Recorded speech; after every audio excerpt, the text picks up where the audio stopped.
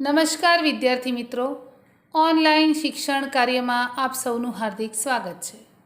आज हम विद्या निवास का मेरे राम का मुकुट भीग रहा है इस निबंध का अभ्यास करेंगे। यह निबंध संग्रह है। 1974 में उसका प्रकाशन हुआ है। यह एक ललित निबंध है। मानव जीवन में अनेकानेक चिंताएं व्याप्त है। प्रस्तुत निबंध में मिश्र जी ने पौराणिक मिथक के माध्यम से मानव चिंताओं की अत्यंत सुंदर एवं मार्मिक शब्दों में प्रस्तुति की है, जो अत्यंत संवेदनापूर्ण जीवंत चित्र प्रस्तुत करती है। कौशल्या माता का यह विचार सर्वथा युक्तियुक्त है कि इस मौसम में मेरे राम का मुकुट भीग रहा होगा, अर्थात वे बहुत सी कठिनाइयों का सामना कर रहे होंगे। विद्या निवास मिश्र जी द्वारा लिखित मेरे राम का मुकुट भीग रहा है, यह एक ललित निबंध है।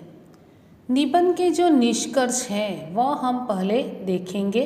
निष्कर्ष: पुरानी पीढ़ी और नई पीढ़ी में अंतर, मध्यम वर्गीय व्यक्ति की समस्या, माँ यानी राम की माता कौशल्या के मन की चिंता, निराशावादी जीवन, राम जीवन का आदर्श, मनुष्य जीवन की सार्थकता, लेखक की उदासीनता, अकारण चिंता।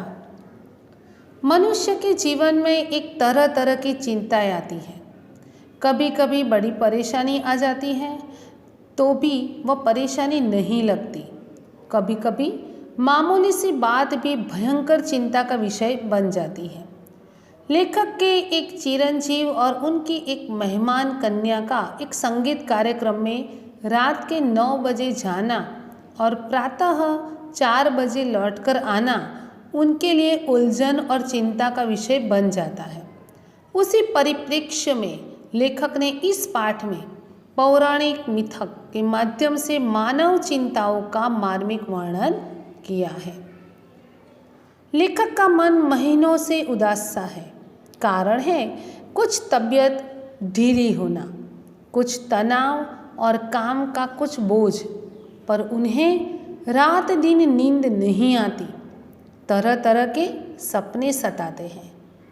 लेखक के एक साथी रात 9 बजे एक संगीत कार्यक्रम में गए और लेखक की अनुमति से अपने साथ उनके एक चिरंजीव और उनकी एक मेहमान कन्या को भी अपने साथ ले गए।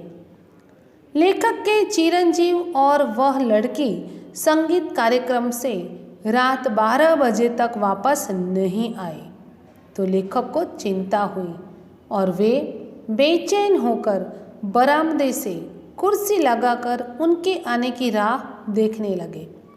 बरसात हो रही थी और बिजली चमक रही थी। उनके मन में कई दिनों से उमड़ती पंक्तियां गूंजने लगी। मोरे राम के भीजे मुकुटवा। कौशल्या को राम के निर्वासन से होने वाला कष्ट सहना पड़ा था और उनके बारे में सोच सोचकर विह्वल होना पड़ा था। कौशल्या एक प्रतीक है। समूचे विश्व में ऐसी कौशल्याएं हैं जो हर वर्षा काल में अपने अपने राम के लिए दुखित हो रही हैं कि मेरे राम का मुकुट भीग रहा होगा। मेरी ऐश्वर्य की अधिकारिण संतान वन में घूम रही है और उसका मुकुट, उसका ऐश्वर्य भीग रहा है, उसका जागरण भीग रहा है। मैं कैसे धीरज धरूं? कैसे मंगलमय प्रभात की कल्पना की थी और कैसी अंधेरी काल रात्रि आ गई है। जीवन में कभी ऐसी स्थिति उत्पन्न हो जाती है कि होना कुछ और होता है और अंत समय में ही कुछ और हो जाता है। अयोध्या में राम राज्याभिषेक के मंगलमय प्रभात की कल्पना की गई थी। अयोध्या में खुशियाँ मनाई जाने वाली थी, पर ऐन वक्त पर स्थिति एकदम बदल गई और राम को निर्वासन होना पड़ा। उनके वियोग में अयोध्या को शोक में डूब जाना पड़ा। अयोध्या को काल रात्रि ने अपने आगोश में ले लिया और पूरे नगर में शोक की लहर व्याप्त हो गई। लेखक की उदासीनता अकारण चिंता, पीढ़ियों के ममता का वर्णन, राम मुकुट का प्रतीक, राम और कौशल्या की उपमा।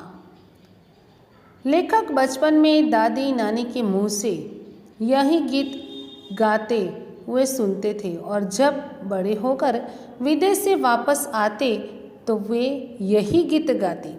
तब उन्हें उनकी आकुलता पर हंसी आती थी और उनका दर्द नहीं छूता था।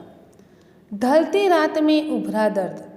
लेखक को गीत की पंक्तियों के दर्द का एहसास ढलती रात को उस समय हो रहा था जब उस समय तक उनके चिरंजीव और उनकी मेहमान कन्या घर लौटकर नहीं आए थे। उनके मन में तरह तरह की दुश्चिंताएं उत्पन्न होती हैं। मन में अनेक विचार आते हैं। कौशल्या, राम और मुकुट।